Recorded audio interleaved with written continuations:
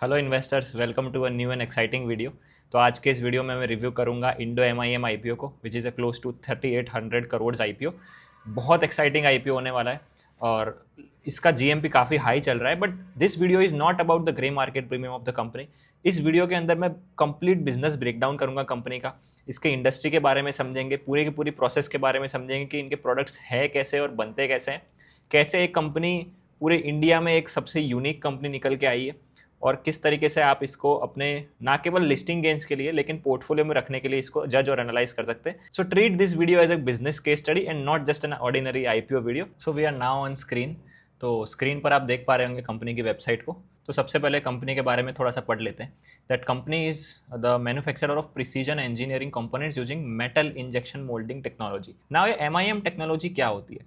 तो आप एक बात को समझने की कोशिश कीजिए that it is kind of similar to the plastic moulding technology, but इसमें प्लास्टिक रॉ मटेरियल नहीं है, इसमें मेटल रॉ मटेरियल है। वो let suppose it's a metallic product जो मुझे बनाना है, ठीक है। इसको बनाने के लिए अगर मैं एमआईएम टेक्नोलॉजी का यूज़ करूंगा तो क्या होगा कि अगर सपोज ये स्टील से बना हुआ है तो स्टील के जो भी पार्टिकल्स होंगे, ग्रेन्यूल्स होंगे, उसको मिक्स करना पड़ेगा बाइंडर्स के साथ।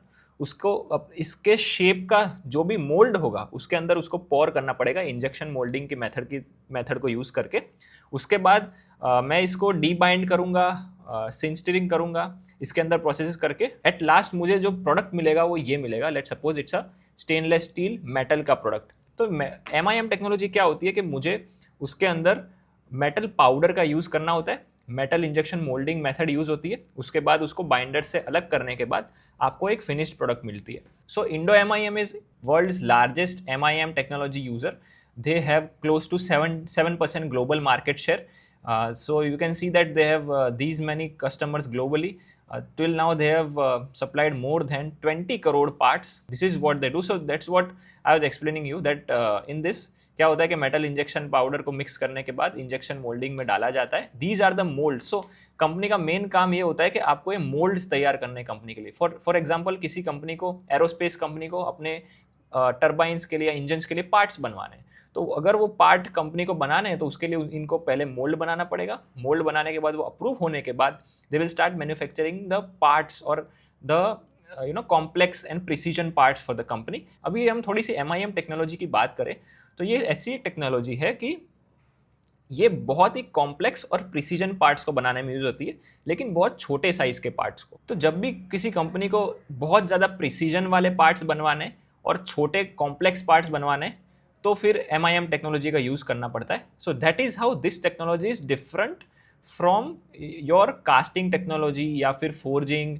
या फिर मशीनिंग, जिसमें मेटल को काटने के बाद उसको शेप दिया जाता है। तो एम आई एम टेक्नोलॉजी के कुछ अगर मैं बेनिफिट्स की बात करूँ, सबसे पहले इनकी जो स्ट्रेंथ होती है मेटल पार्ट्स की वो बहुत हाई होगी। साथ में ये होता है कि because you are having a complete mould for making these products, तो मोल्ड का शेप इतना सुपीरियर होता है कि जो कंप्लीट फिनिश जो आपको मिलेगी प्रोडक्ट की वो बहुत अच्छी मिलती है। एट लास्ट क्या होता है कि अगर आप इससे बहुत हाई वॉल्यूम में पार्ट्स बनवा रही है, फॉर एग्जांपल कंपनी बोल रही है कि हमें 1 लाख ऐसे पार्ट्स चाहिए, हमें एक साथ 1 लाख पार्ट्स चाहिए। So company, because they have one mould for it, they can make 1 lakh parts from that one particular mould. तो ये जो टेक्नोलॉजी है वो हमेशा आप याद रखना कि यूज करी जाएगी जब आपको हाई वॉल्यूम में काम करना है। High volume small complex precision parts बनाने के लिए इसका यूज होता है। ये पूरा का पूरा वॉल्यूम का गेम रहता है इसके अंदर, नहीं तो आपको ये टेक्नोलॉजी महंगी पड़ेगी। ये इसके अंदर जो रॉ मटेरियल यूज होता है metal powder, it is expensive, as well as जो मोल्ड को बनाने की प्रोसेस है it is also very expensive. So now let's talk about the business segments of the company. So सबसे पहले इनका बिजनेस सेगमेंट है M I M, as we already saw कि इनके पास प्रिसीजन मशीनिंग की टेक्नोलॉजी है, ठीक है, और they make parts for different industries. तो there are 5 main industries and sectors जहाँ पे इनके एम आई एम द्वारा बने हुए पार्ट्स यूज होते हैं। सबसे पहले एरोस्पेस है, डिफेंस है, हेल्थ केयर है, कंज्यूमर है और ऑटोमोटिव इंडस्ट्री है। इन्वेस्टमेंट कास्टिंग करके इनका दूसरा बिजनेस वर्टिकल है। सो एम आई एम से इनको करीबन 65% रेवेन्यू आता है। इन्वेस्टमेंट कास्टिंग से भी इनको काफ़ी अच्छा रेवेन्यू आ रहा है। तो this is slightly different kind of method than M I M. इसमें क्या होता है कि वैक्स के अंदर आपको शेप देना पड़ता है और हॉलो क्रिएट करने के बाद आप कंप्लीट एक पार्ट बनाते हो। हॉलो ट्री क्रिएट करके वैक्स सिस्टम के थ्रू आपको पार्ट्स अलग अलग बनाने होते हैं।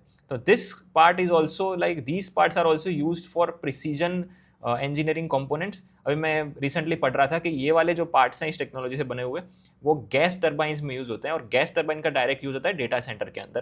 तो अमेरिका के अंदर इनकी एक होली एंड सब्सिडरी है। गैस टर्बाइंस की जो वेन्स एज वेल एज जो ब्लेड्स होती है उसको जो पार्ट्स होते हैं वो इस टेक्नोलॉजी से बनाते हैं वहाँ पे अमेरिका में। ये ceramic injection moulding is the you can say that continuation of the MIM technology. इसके अंदर जो भी मोल्डिंग के अंदर आप डालोगे वो सिरामिक के ग्रेन्यूल्स डालोगे, और लास्ट में आपको जो भी मोल्डिंग्स मिलेंगे आप देख रहे हो वो सिरामिक मोल्ड्स और सिरामिक कंपोनेंट्स मिलेंगे, ठीक है।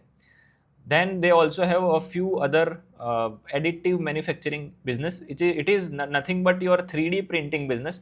तो कंपनी ने क्या किया, to complement their MIM technology उन्होंने 3D प्रिंटिंग शुरू किया। So they were one of the pioneers to bring such kind of metal 3D printing technology in India. आप देखोगे तो अलग अलग सेगमेंट्स को और सेक्टर्स को ये केटर करते हैं। ऑटोमोटिव इंडस्ट्री के अंदर जो इंजिन्स के अंदर fuel systems, vehicle safety systems, power train systems, यहाँ पे आप इनके कंपोनेंट्स कुछ देख सकते हैं। Then the next segment is the consumer segment, जहाँ पे इलेक्ट्रॉनिक्स कंज्यूमर सेगमेंट्स में इनका मेजर यूज केस होता है। फॉर एग्जाम्पल स्मार्टफोन्स के अंदर के जो पार्ट्स होते हैं या फिर लैपटॉप के अंदर के जो पार्ट्स होते हैं। अब मैं इस सेगमेंट के बारे में आपको थोड़ा सा एक अच्छी बात बताता हूँ कि कंपनी ने रिसेंटली एक जॉइंट वेंचर करा हुआ है साउथ कोरियन कंपनी के साथ, जिसके तहत ये जो फोल्डेबल फोन्स के अंदर की हिंजेस होती है ना वो बनाना स्टार्ट करेंगे इंडिया के अंदर।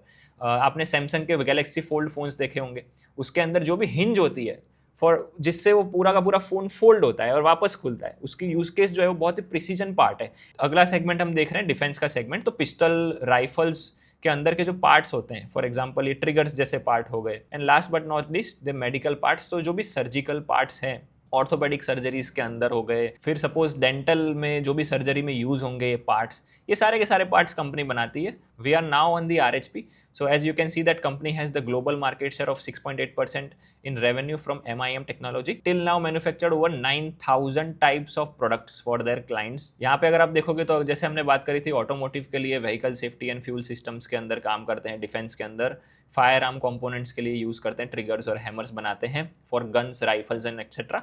मेडिकल के लिए they make surgical fields, endoscopy, dental robotics और ऑर्थोपोडिक्स के लिए जो भी सर्जरीज के लिए और दूसरे अन्य कंपोनेंट्स होंगे ये बनाते हैं। एरोस्पेस के अंदर they make housings, adapters, T servo motor housing nozzles etcetera for the clients.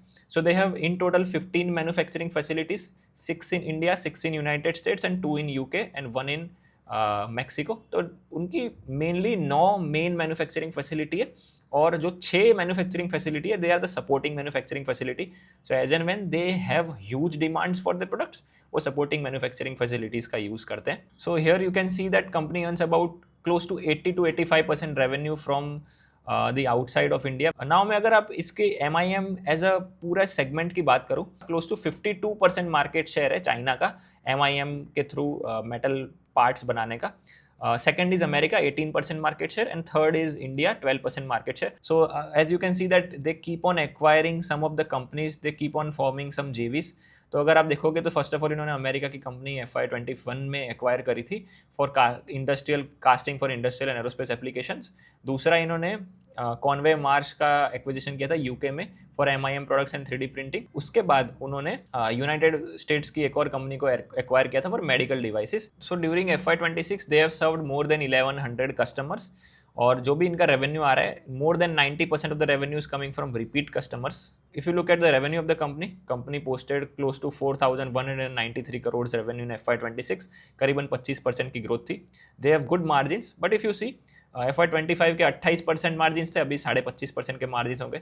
तो in one of the management interviews management ने क्लैरिफाई किया कि FY25 में हमें डिफेंस और एरोस्पेस के बहुत सारे ऑर्डर्स मिले थे, एंड उनमें जो मार्जिन होता है वो कंपैरेटिवली हाई होता है। As and when if you see, जब भी इनका जो एरोस्पेस और डिफेंस का जो शेयर है ऊपर जाएगा, इनके मार्जिन्स आपको इंप्रूव होते हुए नजर आएंगे। So they have long term relationships with their clients as we discussed. The company has diversified portfolio because they have so many parts. तो as you can see that जो डिफेंस का part है as well as जो aerospace के parts हैं, ये जो consumer parts है, इनका जो रेवेन्यू बाइफर्केशन है वो काफ़ी डाइवर्सिफाइड रेवेन्यू बाइफर्केशन है।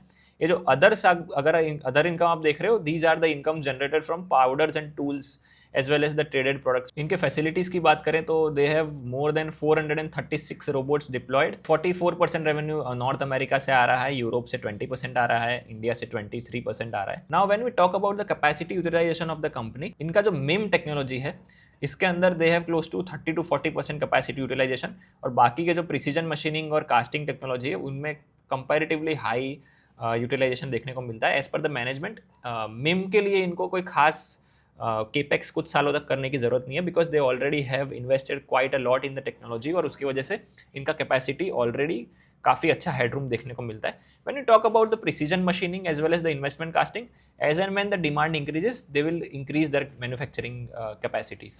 So now let's talk about the objects of the offer. 3300 crore के आसपास का OFS है, 500 करोड़ का फ्रेश इशू, उसमें से 400 करोड़ डेट रीपेमेंट में यूज होंगे। सो कंपनी में करीबन 1100 करोड़ का डेट है, उसमें से 400 करोड़ अगर आप डेट रीपे कर देंगे तो कंपनी को करीबन 35 से 40 करोड़ की फाइनेंस कॉस्ट सेविंग हो सकती है हर साल। Now talking about the financial of the company, so we already saw कि कंपनी की बहुत अच्छी रेवेन्यू ग्रोथ हुई है और मार्जिन्स भी काफ़ी अच्छे हैं। Talking about the balance sheet quality of the company, company के बैलेंस शीट काफ़ी स्ट्रॉन्ग नजर आती है। उन्होंने हर साल केपेक्स करा है और प्रॉपर्टी एंड प्लांट की वैल्यूज को बढ़ाया है। ट्रेड रिसीवेबल्स भी काफ़ी कंट्रोल में है। When you talk about the cash flows of the company, company ने पिछले साल करीबन 1000 करोड़ का कैश फ्लो बनाया था। नाउ आप मुझे बताइए कितनी कंपनीज होगी इंडिया में जो 1000 करोड़ या उससे ज़्यादा का कैश फ्लो बनाती होगी। So it's a kind of cash generating machine, and because they generate a lot of cash, उसी पैसों को यूज करके इंटरनल अक्रूवल्स के through they can keep doing the capex. Now talking about the valuation of the company, company is coming at close to 45 times FY26 का PE, as well as close to 22 to 23 times EV EBITDA। अगर मैं इनके peers की बात करूं तो India में इस कंपनी का कोई भी पीयर नहीं है। ज़्यादातर जो भी पीयर्स है वो ग्लोबल पीयर्स है, चाइनीज पीयर्स है, as well as US based companies है। अगर मैं इंडिया की जो भी प्रिसीजन इंजीनियरिंग कंपोनेंट्स बनाने वाली कंपनीज की बात करूँ, जैसे आज़ाद इंजीनियरिंग हो गई, सनसेरा हो गई, यूनिमैश हो गई, so they are trading at pretty high valuations. ये जो कंपनी है और ये जो सेगमेंट है वो इंडियन इक्विटीज़ के लिए बहुत नया है। हमने आज तक ऐसी कोई भी कंपनी इंडियन मार्केट्स में लिस्ट होती हुई नहीं देखी है, तो देखेंगे कि मार्केट इसको किस तरीके से वैल्यू करती है। बट मुझे तो ये काफ़ी रीजनेबल वैल्यूएशन लग रहा है, बिकॉज इनके जो भी पीयर्स हैं जो प्रिसीजन इंजीनियरिंग कंपोनेंट्स में हैं, दे और जिनके मार्जिन इस कंपनी से कम भी है, they are also trading at insanely high valuations, and this company should also deserve very high valuations. If I talk about the FY27, FY28 के ऊपर company is coming at close to 14 या 15 times EV EBITDA. Talking about some other pointers, तो company की जो anchor book थी वो बहुत ही top class आई थी। मैनेजमेंट की क्वालिटी भी बहुत अच्छी है। Second generation is currently in the business, and जो भी बहुत पुराने एम्प्लॉइज भी ये कंपनी के साथ अब तक जुड़े हुए हैं, they are managing company so well. Company की डिमांड भी बहुत अच्छी देखने को मिल रही है ग्रे मार्केट्स के अंदर। तो कंपनी के थोड़े बहुत रिस्क फैक्टर्स हैं उनको भी डिस्कस कर लेते हैं। तो जैसे हमने देखा कि top 10 clients are accounting for close to 40% revenue for the company. एक और रिस्क फैक्टर है कि कंपनी का करीबन 61% रॉ मटेरियल बाहर के देशों से आता है, just like China, UK and Germany. तो जब भी कोई कंट्रीज लाइक चाइना अपने रॉ मटेरियल्स को चोक करना चाहती है तो हो सकता है कि कंपनीज को थोड़ा सा डिसरप्शन फेस करना पड़े। और एक माइनर रिस्क फैक्टर ये है कि कंपनी के ऊपर थोड़ी सी टैक्स लिटिगेशंस भी है। So we are now in the conclusion of the video. If you talk about the business of the company, it is top class. Segment की बात करूँ, बहुत अच्छा सेगमेंट है। If you talk about the overall global demand of MIM products, तो करीबन 9 से 10% की केगार से इंडस्ट्री ग्रो कर सकती है। And as per the management, they are still ready to outpacing this industry growth. Company बहुत सारे अच्छे सेगमेंट्स को केटर करती है, जैसे aerospace, defence, automotive, consumer, health care. So उनके पास काफ़ी अच्छा डाइवर्सिफाइड पोर्टफोलियो है। उनके जो भी प्रोडक्ट्स हैं वो डेटा सेंटर, AI के यूज़ में भी आ सकते हैं। गैस टर्बाइंस के अंदर इनके प्रोडक्ट्स यूज़ होते हैं। तो ये जो छोटी छोटी इंसाइट्स है और छोटे छोटे जो पार्ट्स हैं जो कि प्रिसीजन एप्लीकेशंस के अंदर जाने वाले हैं, इस कंपनी के लिए आगे बहुत अच्छी टेलविंड नजर आती है। वी ऑलरेडी सॉ कि इनके जो कैपेसिटी यूटिलाइजेशन है वो काफ़ी कंट्रोल में है। उसकी वजह से they have massive head room for keep growing again in the future. So taking all the things in account, this is a blind apply for me, not just for IPO but also for holding for medium to long term. मैंने इस company को सिर्फ IPO review देने के लिए उसके ऊपर discussion नहीं किया है। आप इसको एक तरीके से एक पोर्टफोलियो कंपनी का वीडियो की तरीके से भी देख सकते हैं। इस IPO में मैं आराम से 30 से 40% का लिस्टिंग गेंस देख रहा हूँ। ऐसी कंपनीज में इंस्टीट्यूशनल डिमांड बहुत ज़्यादा देखने को मिलती है और हमें ऑलरेडी एंकर बुक में वो एविडेंस मिल चुका है। So I hope you like this video. बहुत मज़ा आया इस वीडियो को बनाने में। मैंने काफ़ी रिसर्च करी इस वीडियो को बनाने में, और अगर आप ऐसे वीडियोज़ को देखना चाहते हो तो आप इस चैनल को सब्सक्राइब कर सकते हो और वीडियो को लाइक शेयर कर सकते हो, ताकि इस वीडियो को अच्छी रीच मिल सके। आगे और भी कुछ अच्छे IPOs आ रहे हैं जिसके बारे में हम रिव्यू ज़रूर करेंगे। So I hope to see you in the next one. Thank you so much.